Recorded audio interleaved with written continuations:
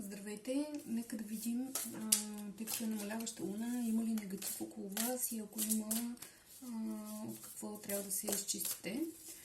Нека първо да видим какъв, ако има такъв, какъв е.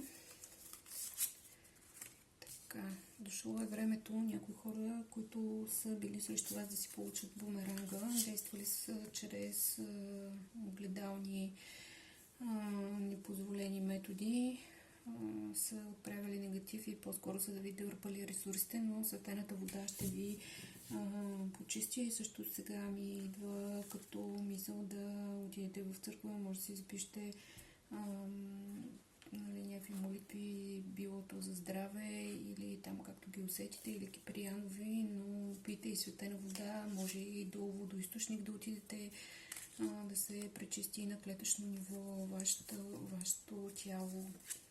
Добре, имате предчувствие за хитри хора, които пречат на вашето слънце и поставят караници, ситуации за това да се карате с хората. Да видим с какво е свързано това писмо. Ами с финансов канал, да, тук някакви змии се от завист към ресурсите ви се опитват какво да работят на гробища, магии, тежки, да развият сърцето ви, естествено и същностите вървят с тях, но ето чрез Таро получавате отговори, за да се очистите.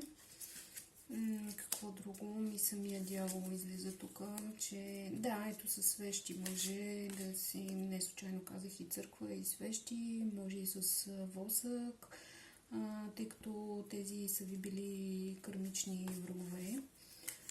И какво ще се случи? Ами ще се очистите метлата, просто като вулкан ще се върне бумеранга на тази въпросната госпожа, която си е служила мнимата корона.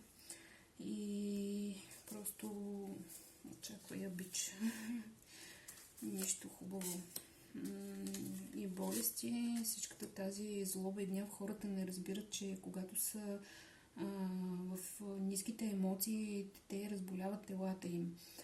И това се отразява на клетъчно ниво, там нали, на физиката, така че очаквайте подарък в този коридор на затъмнения за вас и развитие на ситуацията.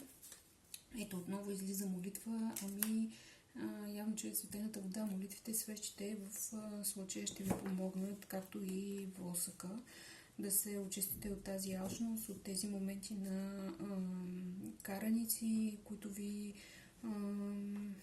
нали, образуват, и тази алчност за пари, които видяхме, и да се очистите, да няма болести и всичко да бъде наред с вас. Пожелавам ви здраве, бъдете благословени и не се предавайте.